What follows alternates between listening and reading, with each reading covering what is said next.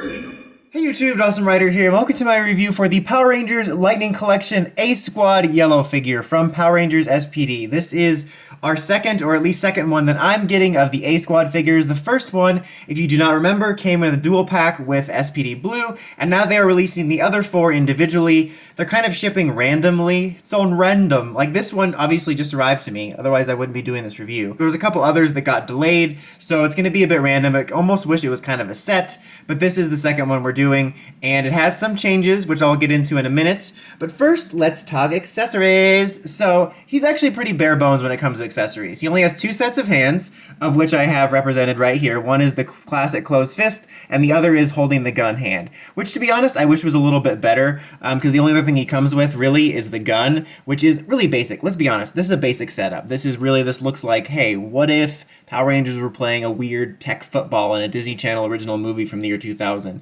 But it looks fine for what it's supposed to be. Nothing to write home about. But my main point is that kind of annoys me is that the way this grips this, it doesn't go around the trigger, and it creates this weird grip, like it's kind of meant to be a two-handed grip, but even just holding it here, it feels like he's holding the very edge of it. This isn't really accurate, and that just looks weird. But I think you get what I'm going for, so a little bit of a nitpick there, just in terms of sort of quality of life dealing with the toy.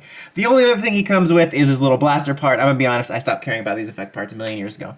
Now, he does not come with a civilian head, which is actually my biggest complaint about these A-Squad figures, because for me, the most exciting civilian heads are ones from unique releases, and the A-Squad were unique characters we don't see very often, and some of them were aliens, and it's not like the comic where they don't have a human head to scan if that's their whole bit, and I think having human heads or alien heads would have been such a cool beat to make these even neater releases, and it really bothers me that stuff like these in the comics don't get human heads, because those are the human heads I'm most interested in.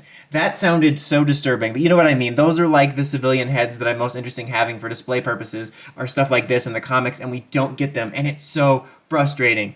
But anyway, articulation-wise, you're par for the course stuff. You have a ball joint here, swiveling, double knee joint, you have your little hinge joint on the foot, you have waist and chest articulation that is a bit hindered by this weird football display he's got here. This also looks like Kingdom armor. There's a lot of things in Rangers lately that look like Kingdom armor.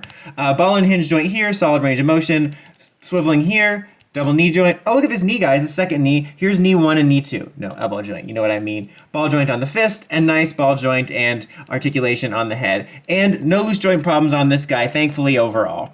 Now, let's talk about this guy aesthetically. I mean, everyone's going to have their different taste, but I can't imagine someone's favorite design being the A-Squad suits, because they're repurposed SPD in-space suits with a bunch of weird, cheap Kingdom Disney Channel original movie armor. So it's far from my favorite design, but I love the A-Squad in general just because I love their place in the story. I think they were a great story beat in the show. Not to mention, it really set SPD apart from Deca Rangers, so I love everything about them, and I love that they're US creations, so even though this is probably on the bottom tier of my favorite designs, I was really excited to get these figures, in some way even more than the Psychos, because I feel like we can't stop hearing about the Psycho Ranger figures. So I'm really happy with these figures, and I'm happy to own them, and I think despite their general design being basic, I think that it overall looks really good. Proportion-wise, I don't have a ton of problems. I think it gets all the details it needs to. It looks just like it does in the show for me, close enough for being on display, and I really like it for that, and I have really no problems with it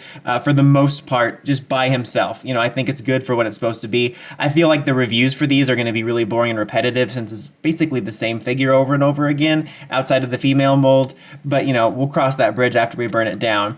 But here's where we have some problems. Again, outside of the civilian head, there is a comparison to be had to the original Blue release, which we'll get to when he comes back around. Shimon Lee? Okay, let's see if you can spot the difference. Can you spot the difference between these two figures? That's right! This one's blue, this one's yellow. No, but they do have slightly different, not head sculpts, but head designs, because they're all using the same male head sculpt, but you can see the differences in the visor. But you can see that this one has the white outlining here, and this one has silver like it's quote-unquote supposed to be. So that is a discrepancy. Now, before I get into a kind of review rant about that, I also just want to show you quickly, for the sake of it, comparison. Here's the female head for in space, so you can see they're using the male mold, which is another, I think, cool thing about the A-Squad figures. Like, even though I guess it wouldn't be that hard to mod if you wanted to rip this off, but it's kind of neat to get a male in space yellow helmet and then a green in space helmet, which we don't have. But I just wanted to show that off because I thought it was worth comparing. But let's talk about this, shall we? So here's the thing. This does annoy me, and it's going to annoy a lot of people, but I think people are also going to overreact, because I can already hear the comments and be like, I can't believe they did this, Hasbro trying to kill the brand, oh my god! Honestly, this does suck. I hate when details like this don't line up. Like, to be perfectly honest, if all of them were like this, with the white outline, I would not care in the slightest, so long as they all matched, because it's close enough. In fact, when I reviewed this, someone mentioned, like, actually it's supposed to have silver outline, and I looked it up, and I'm like, oh, you're right, but I was looking at a couple pictures, and in certain lighting, like if it was dark enough, I could hardly tell. So if they were all white outlined, so long as they matched, I wouldn't have a problem, because to me it's not a huge deal. When I have these on display on the shelf and I'm looking at them from across the room, I'm not going to notice. It's not a deal breaker for me. It's not something I'm going to buy an entirely new A Squad blue for just to fix. It's not that huge of a deal for me personally, but it just bothers me on a logic level of matching. I hate that it doesn't match, and that is an inconsistency I can see why people are upset with, so it's definitely worth noting, and it's upsetting. But I don't think it's the end of the world, and I'm still glad we have these figures. Like this, like I said, this isn't something that's going to stop me from buying all the A Squad figures, and it's not something big enough of a deal to me that I would buy a whole new A Squad blue if they fix it.